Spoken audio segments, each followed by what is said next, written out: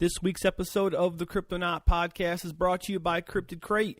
Visit cryptidcrate.com and at checkout use our promo code GRAMPUS, that's GRAMPUS, to get 20% off your first monthly box.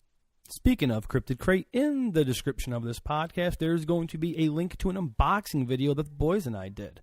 You get to watch us open a Cryptid Crate, go over all the different items that are in there, and you kind of get an idea of what to expect when you get, when you sign up for this service.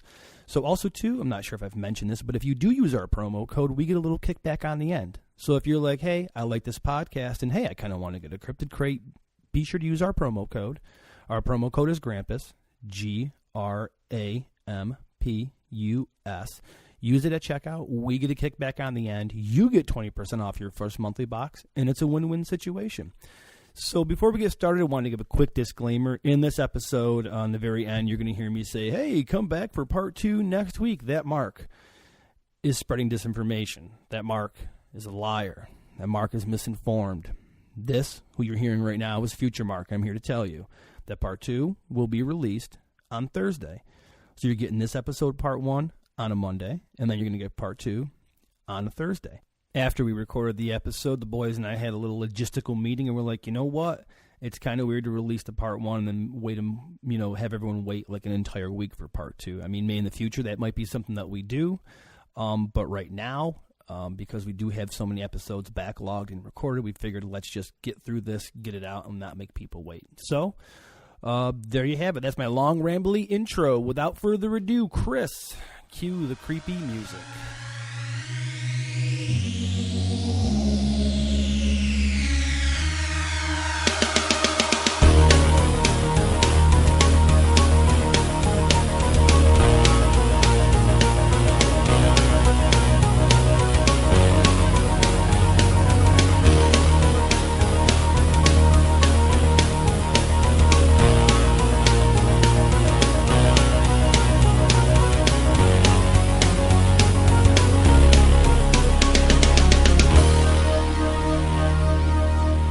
Hello and welcome to the Cryptonaut podcast. I'm Mark Storrs, and with me is Glass. And Wow, Rob. Welcome to this week's show. Top of the show, be sure to rate and review this podcast on Apple Podcasts and iTunes. Helps the show out greatly. And if you do happen to leave us a review, we will read it on the show. Absolutely. And we have a review that we're going to read for this show, which is going to tie into the story that we're going to be talking about today. Ooh. Sweet. So here we go. This is from F. Horatio.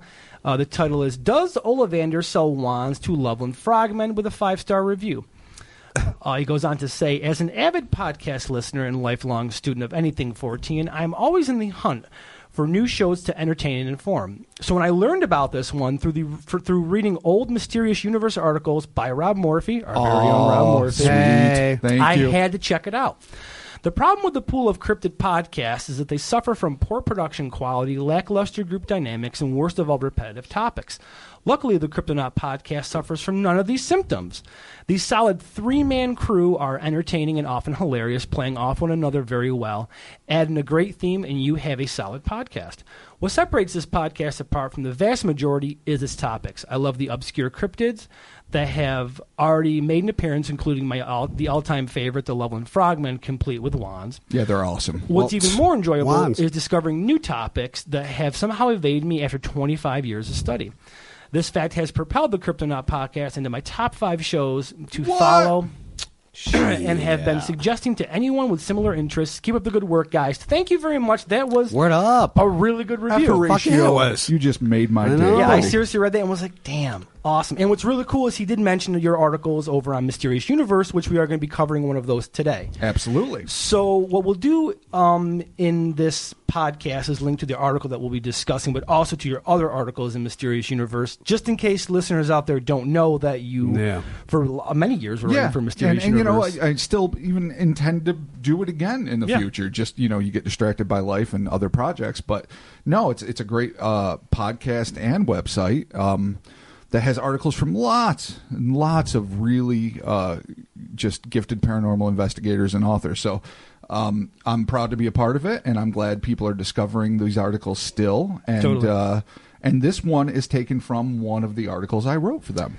Yeah, this one. This week we're going to be going off the cryptid topic. Actually, we're going to be doing a little more paranormal.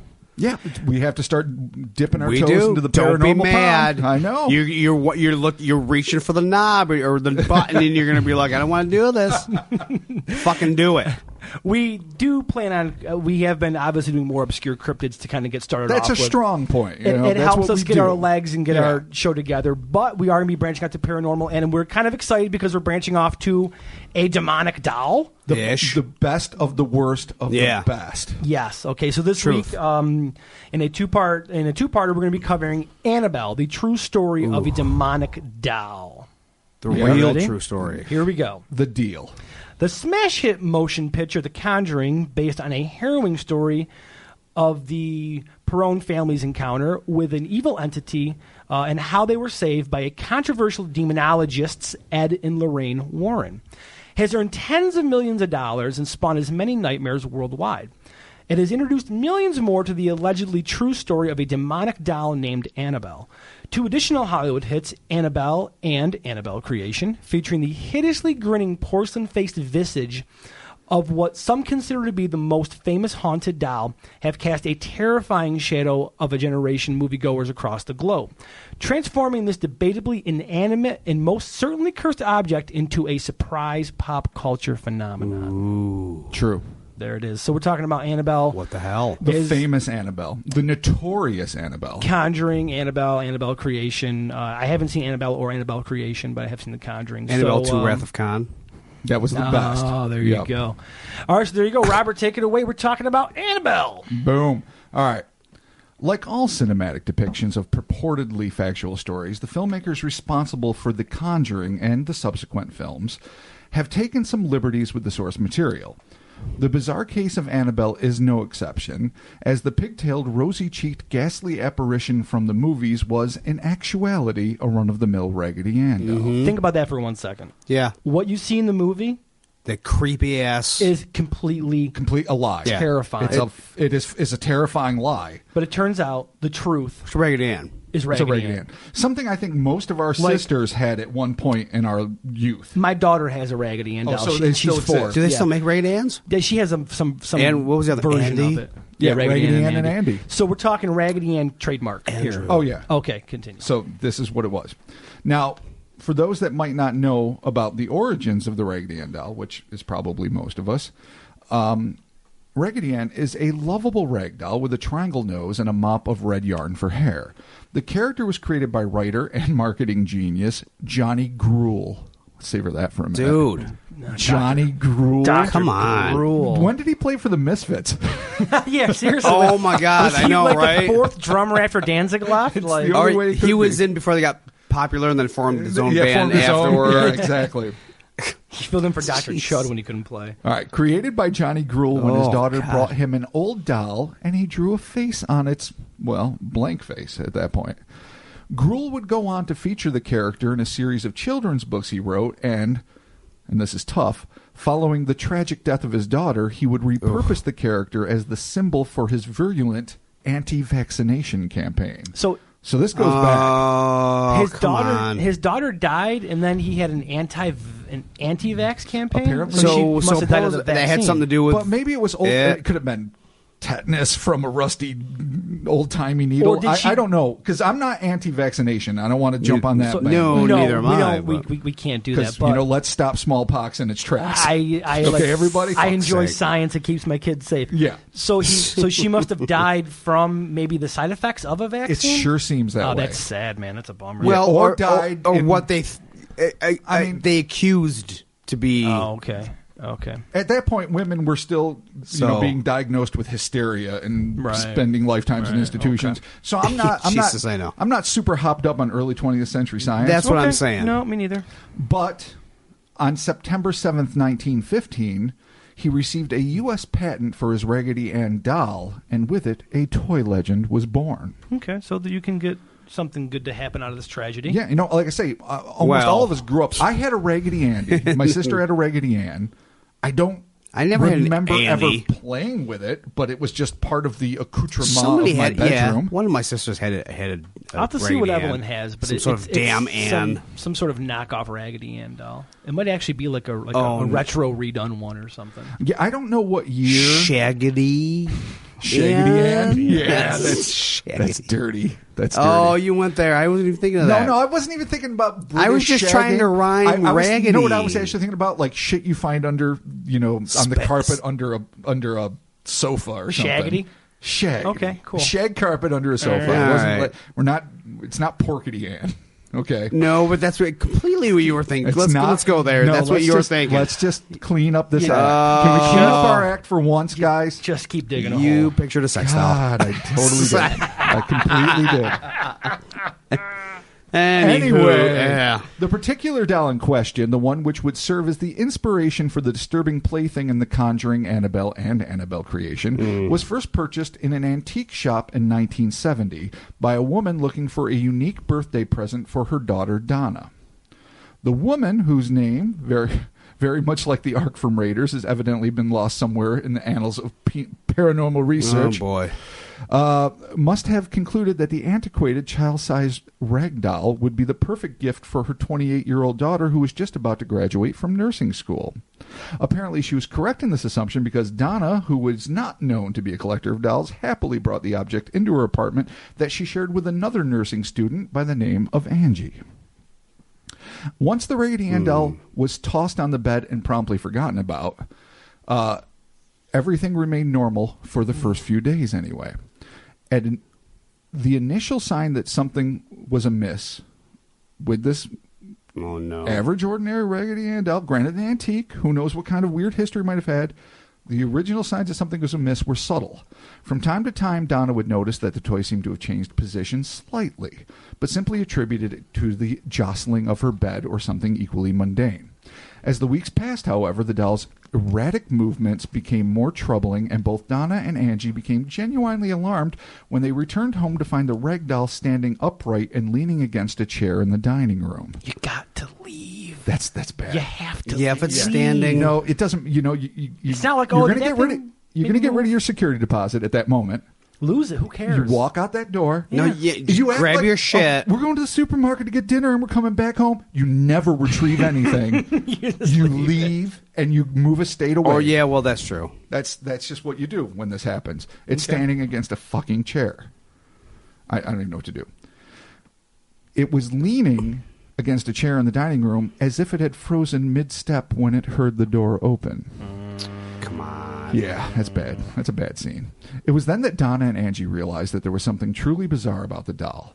Donna would later describe the unsettling situation to renowned paranormal investigators Ed and Lorraine Warren, of much fame now. The duo of demonology. Yeah, well said. There you go. Perfect. Now, these are Donna's words. I put it on my bed each morning after the bed was made.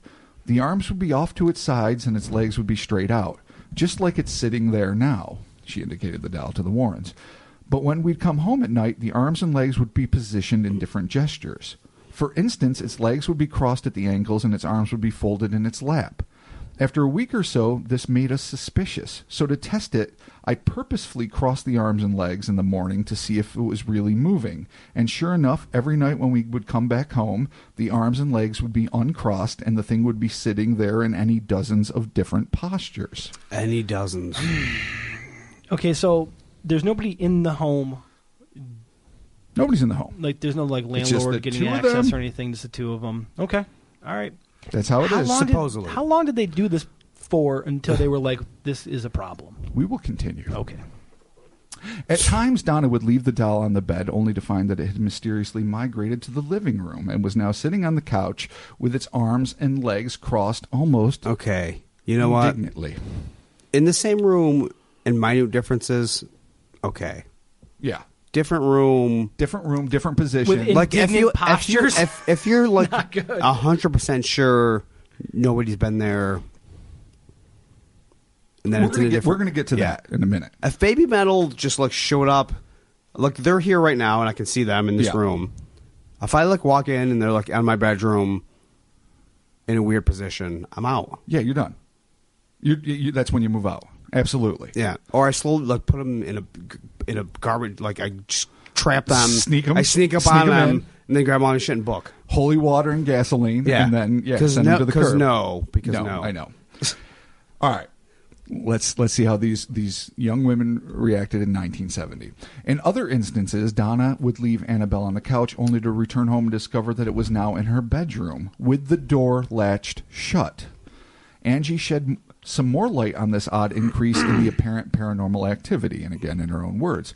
The doll also changed rooms by itself. We came home one night and the Annabelle doll was sitting in a chair by the front door. It was kneeling. The funny thing about it was when we tried to make the doll kneel, it would just fall over. It couldn't kneel.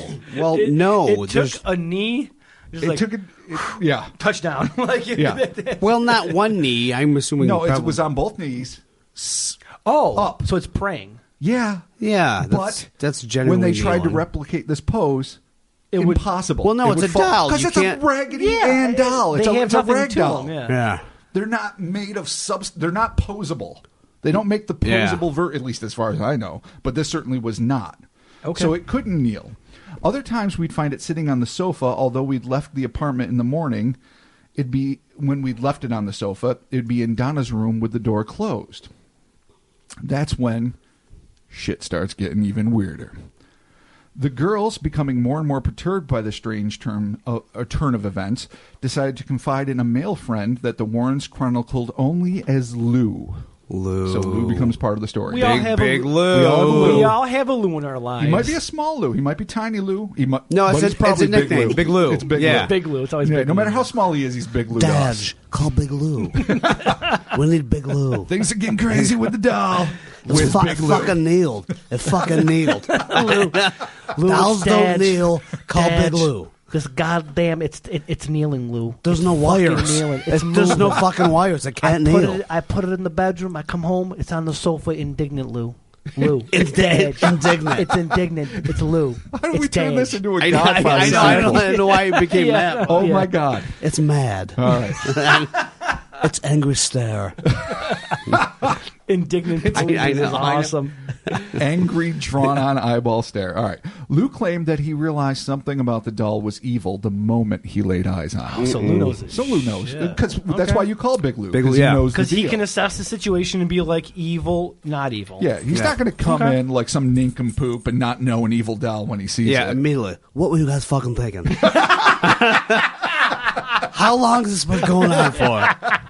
You fucking idiots. Get this thing out of my fucking sight. Why don't you? That is so true. Why didn't you fucking? Why didn't you fucking dumb burn it? bastards. Why didn't you fucking burn this doll? My God. Burn it. Oh my God. Anyway, if anyone but Joe Pesci and or Christopher Walken played Lou in the movie, it is a dirty shame. I've not seen, in full disclosure, the first Annabelle film. Ooh. I watched Annabelle Creation with my niece Peyton, and I saw The Conjuring. Yeah. So I don't know the middle bridge, but I know a little bit about what happened in the movie. Yeah. It's not the same. No. They anyone that watched the movie fudged knows some things, definitely. They fudged the dickens out of it. All right. Donnie and Angie, though made anxious by the toy's clandestine mobility, were not prepared to believe that anything insidious was afoot. That was when the curious notes began to appear around the apartment. Notes? Yep. Really? Of course. Notes? You know, as if the moving, kneeling doll that Lou is totally pissed about wasn't enough. No. Don and Angie both found strips of parchment paper upon which would be scrawled the words, "Help us, help Lou." Lou's in danger? He's in danger. Why Lou? Why not? No, but why? I don't know, really. Okay. Okay. These notes were scrawled in a conspicuously childlike fashion, although in the movies, the filmmakers apparently decided that Miss Me would be more unnerving. So that's one of the few differences I know. Okay. The startling development perplexed Donna, who went on to say, "It would leave us little notes and messages. The handwriting looked to be that of a small child. Lou wasn't in any kind of jeopardy at the time, and who us was we still didn't know. Still, the thing that was weird was that the notes would be written in pencil, but when we tried to find one, there was not one pencil in the apartment. and the paper it wrote on was parchment. I tore the apartment apart looking for parchment paper. Yeah, that was But again, neither of us had such a thing. That was the other thing, like parchment. Yeah, parchment. Like it's like papyrus. I keep a stack in the closet. Every day we find a scroll, an elder scroll on the elder coffee. scroll, I'm like, yeah. I'm always finding where are elder you just getting scrolls. parchment from? So there's no pencil in the apartment, and there's no Fucking parchment. No parchment. Okay. I can Yeah, live weird. with the Papyrus. fact, honestly, I have no problem with the non-parchment storage aspect of the story. Who doesn't have a fucking pencil in their house? Yeah, and These things are like a nickel a dozen. Aren't they like college students? Yeah. And they don't have any pencils. You need at least one number 2 come exam time. Yeah, you need. That's true. think. You need All right, pencils. but there wasn't one in the apartment. was they not looked. one. Or parchment. Okay. So guess who got suspicious of the ongoing phenomenon? Big fucking Lou. Big fucking Lou is right. Lou became convinced that these notes were from the doll, which was attempting to communicate with its human hosts. But the nurses, being women of science, began to wonder if someone they Clearly. knew might not have come across a door key and decided to have some fun at their expense by playing Logic. an elaborate Okay, Logic. good. They're Logic. taking the they're logical. and I admire them for that. Yeah, logical This step. is Yeah. 1970, not a time. hold on. Logical women. No, you're right. Logical golf clap. Logical women. Good for Logical them. nurses. Yep. We love you. Let's do it. To that end, Donna and Angie became amateur sleuths. They got burned at stake Yep. Yep, they're witches. They were investigating beyond their purview. for being women and having opinions. Yeah, it's stupid. It's dangerous. And began marking windows and arranging carpets against the doors to reveal if they had any intruders in their absence. Oh, good idea. Yeah. Very good idea. No, Sage. No, they clearly read some Nancy Drew, possibly some Hardy Boys. Nice. Why am I being sexist? I don't know. Well, that's not how there being was. It was sexist. called I Hardy mean, Boys. What are you those gonna are do? the two Yeah. choices. Yeah, okay. And detective Well, literature for children. They're Yeah, educated and they women. teamed up. They're educated women in the nursing field, so they are using all of their expertise at their fingertips to figure this out. Science. And they're doing very well. Science. I wouldn't do this. I wouldn't do I this at wouldn't all. either. I would get Lou and get I the would have fuck already out. moved out. Yeah, I'd have been done. Lou and I would be road tripping to another state. I right at that don't have the moment. mental capacity to deal with a possible possessed doll. No. I don't hold that type of fortitude in my soul. If your Well- daughter's doll, her little Raggedy Ann, I'm selling the fucking house. I'm yeah, gone. no, you got to go. Sorry. You can't. You probably Well, not you'd going have to to leave have us the forwarding proof. addresses. Yeah. You need the proof. Like, if you were to investigate it, right, and they said Right. the doll moves, so you'd get there in the morning, Right. and you go in there and they say the doll's in one place, and you have to sit there like a stakeout all fucking day, do. make sure nobody fucking comes in Yep. in back any entrances. Yep. And then you go in later, and it's fucking kneeling, and it's fucking in a weird. Then I'd be like, Yeah. I'm done. No, you're right. Because at first you want to be moving to a different planet. Yeah. A little bit skeptical. All right. So, much to the chagrin of both Donna and Angie, their traps lay unmoved while the doll continued to have its run of the apartment. Still, the roommates took solace from the fact that while they might have a living doll, quote-unquote, sharing their home, it seemed not to have any nefarious intentions. In fact, according to Donna, that Christmas, the odd creature even seemed to offer them a small present. Never accept a present from a possessed Yeah. doll. What is Rule it? number one. Is it a separate It's head? not what you'd expect. I Okay. know, it's not. No. Cheese. You'd think that's a good Christmas gift. And they smoked cheese, provolone. pepperoni, Figs. some Munster. Yeah. Blood No. of Christ. At Christmas, Jesus Christ, A cup of the blood of Christ. that would change everything. Yeah, that'd be weird. At Christmas, we found a little chocolate boot on the stereo that none of us had bought. Presumably, it came from Annabelle. Chocolate is a fine, and a chocolate boot. A chocolate. Where do you boot. get a chocolate boot? I don't even know. But then again, I don't know 70s chocolatiers either. Yeah. Like how how big is it? It does not say. It does not give size designation. on I the need boot. sizes, I apologize. man. I don't could know have if it's been a probably tiny some- little booty, it's a little pi- or if it's a little big chocolate boot. Is it a solid chocolate boot? Solid chocolate can Or the only be ho- or the given hollow. by good, Yeah, the fake one. good, wonderful entities.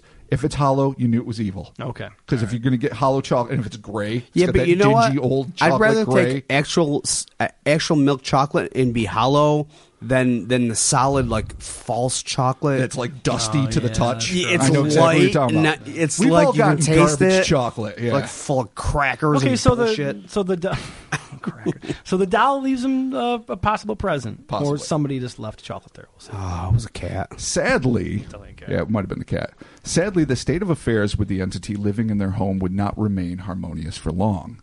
Angie recalled another seemingly supernatural occurrence in the apartment. One time a statue lifted up across the room, then it tumbled in the air and fell to the floor. None of us were near the statue. It was on the other side of the room. That incident frightened us totally. As it would. Totally. Levitating statues? Yeah. Again, I mean, these women are brave. Because they're more crazy than I. Or they're broke brave. as shit No, because they're in they're nursing brave. school. But honestly, I'd almost want to see that. Like, we've been on a couple things. We've been on some haunted house the whole point expeditions is to see something. to get the fucking info. But we don't live there, generally. Right. Yeah. But One I'd still time be I lived in a skeptical. Like, I could be in a haunted room, house. like, fucking, if Darth Vader over there in my corner that you can't see just fucking flew across the room, I'd be like, that's really fucked up. But Yeah. my mind would still be like, Trying to all process right. something. Seismic shift, Yeah, anything. Okay. All right. mini hurricane, I mini wouldn't indoor hurricane. book. I would book. I'd be out. If it flew across the room and you heard, like, fuck you, look at the fuck, I'd be like, then I'd book. No. Like, all right, see you later. Oh, yeah, the Amityville lead Yeah, now. that's different. I mean, Yeah, Eddie you're Murphy done. called it. Yeah. Fuck out. Yeah. Get the fuck out. Yeah. All right, so after the tumbling statue, things would only get worse from that moment on. Less than 2 months after these bizarre events began, Donna and Angie returned home weary after a long day at school. Of course, neither of the women were particularly surprised to find that the doll had managed to make its way from the living room back into Donna's bed. Come on. But this time, Donna claimed that she suddenly was struck by a feeling that something was wrong and that the doll seemed to have an ominous aura about it. Oh, just now. Just now. Not Just before. fucking when it was now. All of a sudden, wholesome as the Dickens. The doll is and possibly projecting kneeling. something a little bit off. Big Lou and his fucking warnings. Yeah, seriously. Parchment, no pencils. I just made that. He didn't give warnings. He just made that up. However, in my mind, he was like, God damn it. Do something. Get the fuck out. Little spoiler alert, you're not far off the mark. Okay, here we go. ooh. No. Oh, I love All Big right. Lou. Yeah. God damn it. Hesitantly, the women approached the doll, and it was then that they noticed that the inanimate object was oozing blood from its hands and chest. Come on! Yeah. The doll is bleeding. It's bleeding. It has a stigmata? As Raggedy Anns are wont to have. That's a weird stigmata. That's Well, but- Hands well, maybe, it's not chest though. No, because Jesus got in the side with the spear, so that could be part of the stigmata. All right, fair enough. It could have been the Longinus spear. Ah, dot. the Spear of Longinus. Yeah. Yeah, it could have been that. It's the name of but my new punk rock band. Well- Spear of Longinus. That's a little long. It is. It's too long. That's a That's shit. longer. That's longer than most punk rock songs. It's a shitty logo to have to do. Yeah. Yeah, just the spear with some blood on the it. pure spear of Christ's eye there, like, and water's gushing out. And All people right, would be so confused. you can't. Yeah, is all that right, you things don't are want your logo things to are do that. starting to amp up now. We've got some things moving, and all of a sudden, a bleeding doll. Bleeding doll. So Angie, this was her report. The Annabelle doll was sitting on Donna's bed, as was usual. When we came home one night, there was blood on the back of its hand, and there were 3 drops of blood on its chest. See, I'm Added picturing. Donna, God, that really scared us. Well, thank you, Donna, for your input. I'm considering this a lot of blood, but maybe it wasn't a lot of blood. Well, it's a Raggedy Ann doll, so thinking, like, unless it's in a gore. pool, like it's not sitting in No, a but, like, puddle of enough Texas blood- chainsaw. Right. Tom Savini didn't It's not- decorate this doll. No, it's not yeah, going well- full Hellraiser. I'm Yeah. just saying No. it's got. It must be enough blood for them to be like, and they're nursing students, so obviously they're like, oh shit, that's blood. But when you have that ominous feeling that leads you to blood, Oy, jeez. then you're Right. much more inclined to just see bigger blood than is. Okay, all right. Well, I'm just yeah. saying that. Ominous feelings amplify all, As right. as they should. Yeah, as right. Following the bleeding doll incident, the roommates resolved to find out just what it was that they were sharing their apartment with. Understandable. To that end, Donna and Angie decided to contact a medium in order to conjure up and communicate with whatever inhabited the doll. The unidentified medium agreed to perform a seance in the nurse's apartment, in Donna's own words. So Angie and I got in touch with a woman who's a medium. That was about a month or maybe 6 weeks after all of this stuff started to happen. The medium wasted no time in entering a trance, and before long she was weaving a heartbreaking tale of a young girl named Annabelle Higgins, whose body was discovered in a field upon which their apartment complex had been constructed. Again, Donna's words. We learned that the little girl died on this property. She was 7 years old and her name was Annabelle Higgins. The Annabelle spirit said she played in the fields long before these apartments were built. They were happy times for her, she told us. The medium was unable to ascertain the details of the girl's death, but in telling Annabelle's story, she had inadvertently tugged at the heartstrings of these compassionate young women. Donna continued to detail Abigail's plight as heard through the medium. Because everyone around here was grown up and only concerned with their jobs, there was no one because she, Annabelle, there was no one that she could relate to, except us.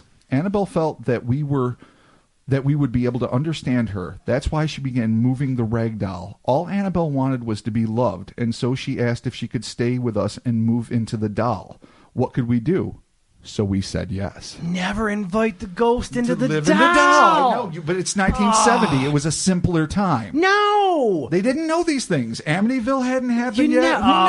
Who knew? Jesus. Okay, so Annabelle was the ghost of a girl who had passed. According to this medium. Okay, and so is the spirit trying to communicate with the girls via this doll, like come play with me, or just trying to make its presence known? Well, it seemed like it was the first that she was moving the doll around to announce her presence, and she was doing so only in this apartment with Angie and Donna because she felt like they were the only ones warm-hearted and youthful enough to appreciate her plight and want to play with her and maybe invite her in. That's the assumption. You know what this is? Huh. Demonic entrapment. It might be. It could be. This is clearly like. I'm not saying it is, but this is clearly what they say demons do to pull you in. Oh. They pretend they're something right. when they're not that thing. I'm pleading the fifth on this. Okay. I'm just saying. I'm saying from reports that that's know. what they say. Bad entities do this. They're like, oh, I'm a little child. I just want to doodle-dee. That's a kid. Every kid I've ever known. Come play with me, please. I'll possess your soul. I'm just saying that's what they say. Okay. All right. Well, not that I believe that. But. Angie herself would explain the logic behind them allowing this to happen. It seemed harmless enough. We're nurses, We see suffering every day. We had compassion. Anyway, we called the doll Annabelle from that time on. So you're giving it a name, giving it power? It could very well Demonic. be. Yeah. I'm thinking like entrapment. I'm thinking ritual. I'm thinking if you're giving it if you're empowering the sigil will empower you. Okay. Yep. That's one way of looking at it. I don't know about that. Listen.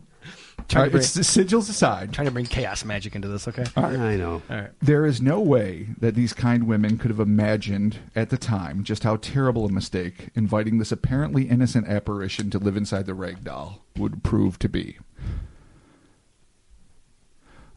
As things between the newly christened Annabelle and her roommates seemed to be entering a new phase of détente, Lou maintained that he sensed something dangerous about the roaming doll and admonished Donna to get rid of the damn thing for once and for all. Why are you not doing this? Yeah, that's what I'm saying. Yeah. Because Big Lou. Because that's how he works. I knew it. I knew he'd come through. You sensed Big Lou, the truth of Big Lou from word go, and I give you full credit for this. She refused his request, of course. Well, why wouldn't she? Feeling that getting rid of the doll would be the equivalent of abandoning a child. But even though Annabelle was not removed, it seems apparent that she was not pleased by Lou's interference. No, she was not. See? Not at all. Lou understood that there was something fundamentally wrong with the doll, but was not prepared for the hellish encounter he would have when it followed him home. What? Yeah. What did we think was going to happen next? That this was going to be an apartment-bound phenomenon? Wait. All right. Lou has a separate home. He's living there contentedly, one assumes, hanging out with Angie and Donna when he can, trying to help them out by saying the hard truth. And the doll it just took it doesn't a pay. step further. Okay. They always fucking do. They follow you home. Okay. The Warrens, who are going to officially enter the story at a later date, related the experience Lou had not long after turning in for the night. Okay. Lou awoke one night from a deep sleep and in a panic. Once again, he had a recurring bad dream. Only this time, somehow, something seemed different. It was as though he was awake but couldn't move. He looked around the room but couldn't discern anything out of the ordinary, and then it happened. Looking down towards his feet, he saw Annabelle. Okay. Yeah, that's shit. That's a shitty moment in life. That's the moment I think we all secretly dread. Yeah. That doll that's just there, kind of looking up at you. Like that when I was little. Did you? In my mind. Oh, so it was imagination. No, I saw it. I know I fucking saw it. I shared. Now we when have I was to have little. You can't not tell us this. We have to know. I'm trying. Okay. Let me. This is a This is a safe space. Open up. I may have said it on the other pod at one point. Okay. Right. When I was little, I used to share a room with my sister. Okay. And I remember I was on the left side of the room. She was on the right side of the room. And I remember just looking over at one point during the night, and like at the edge of her bed, I just saw red eyes. Oh, I mean, it was like maybe whatever that is, 3 feet maybe off the ground. Maybe. Kind of the so size. I looked of over. a... I'm like, okay, red eyes. So I'm like laying there, and I don't look at it, and I look back, and I still see red. I'm like, oh, fucking red eyes. Oh, you did that? Where like you look away, you're like it's going to be gone. No. I don't even know. I just eventually, and then there was just nothing there. I know what that was. Like, that was the edge of the bed. There's nothing that could have made red eyes. Right. It was Right. it was an alarm, animal. like alarm clocks or like a doll with reflective eyes catching the street light. There's no window there. There was just how old were you? About approximately. Probably 9-ish, give or take 3 years. That's a lot. Right. Not over 3 years, but under 10, definitely. Between 5 and 10, I would say. Fair enough. All right. Fair enough. That's creepy. But I remember it. That's the lack of cool. Totally, I completely fucking remember that. That blows. All right. That absolutely blows. Red eyes. It's creepy. Yep. It's real creepy. But that's one only time that happened. Yeah, I don't know if I sleep again. Like, after that. but like the memory's a weird thing. Yeah. It So kind of twists and turns itself around. Yeah. Like I am 100% certain I saw something. Whether it actually was what I see in my memory, Right. You can't be 100% sure of. No, Yeah. I No, can't. I have a weird memory of talking to somebody in a wall at my grandmother's house, but I don't know. I had an experience in a it is what closet, it is, but I'm going to save that for our closet monster stories. Okay, good. Good. All Right. right. So what's going on with All Lou right, so here? let's get back to Lou. He wakes up. He gets this feeling of dread that overwhelms him. He looks down and notices this Raggedy Ann doll, Annabelle specifically, on him, making his way up. Or its way up. making his way back. Now, the Warrens were starting this off, but Lou Did that already. continued to recount his own petrifying experience. Literally petrifying. While I was laying there, I saw myself wake up. Something seemed wrong to me.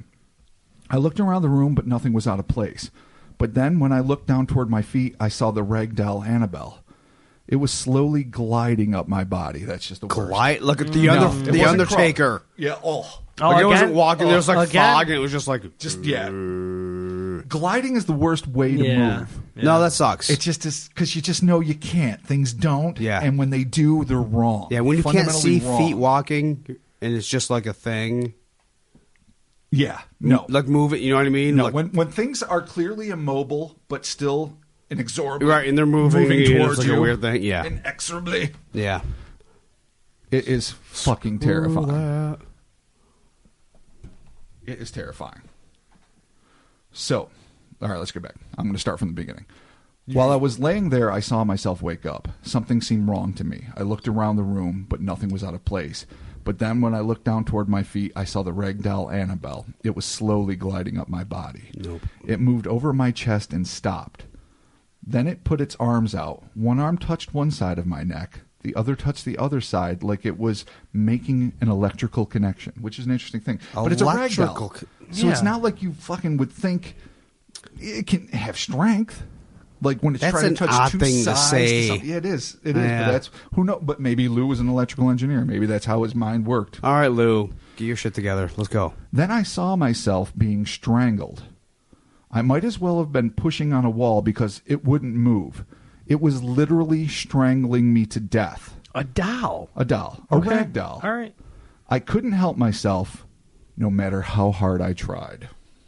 Wow. All right. Well, And on that cliffhanger-esque note, yeah, we're going to be the biggest douchebags in the world, and we're going to leave it to the part 2 coming next week. So That's bullshit, a Raj. doll, huh? That's bullshit, Raj. Okay. Make our fans wait. A doll strangling a grown man. a rag doll. Okay, well, that's not even you know like what? a cat. Well, Cabbage Patch is a rag doll, like a American Girl essentially, doll. yeah. Like I can almost see them having the plasticine strength to Yeah. crush a windpipe. Yeah, totally. If it's animated Yeah. by some sort of evil entity. Yeah. But a raggedy, that's just the most, that's the one thing that never scared me. Dolls scared me as a kid. I won't lie. I had an aunt that had Not all all sorts of of them creepy did, old but- porcelain dolls in her Right, big labyrinthine house, and that used to freak me out. You know, a lot of my sister's dolls were fucking weird enough, but Raggedy Ann never did it. And thank God I didn't know about the story then, because it would have ruined it. Yeah. Jeez. All right. Well, okay. So there you have it. That is our part 1 of the Annabelle, the evil, super creepy possessed doll, and apparently unfortunate Lou, Unfortunately. who's trying to be a Big good Lou. guy and help out, and getting strangled by a doll. So I guess this shows Maybe. you don't try to help your Maybe. friends, because you'll get strangled by a small floppity doll. Well, we'll have to see what happens Possibly. in Lou's future. Maybe Yeah. what kind of role I'm pretty he's gonna sure play in it's going to this, be a bloody so. death. We don't know yet. All right. Let's cool. assume the worst. All right, so there you have it. Yeah, let's Let's assume the worst. Nice. All right, cool. There you have it. That is a part 1 of Annabelle. Be sure to rate and review this podcast on iTunes and the Apple Podcasts app. Be sure to follow us on all the different social medias. There is Twitter, Yes, there is. Facebook, Indeed. Instagram. And thank you to everyone that Grindr. does reach out and get a hold of us. Tinder. It's nice to talk to everybody out there on the old social media. So there you have it, and we'll be talking to you next week. Big fucking Lou. Fear the doll.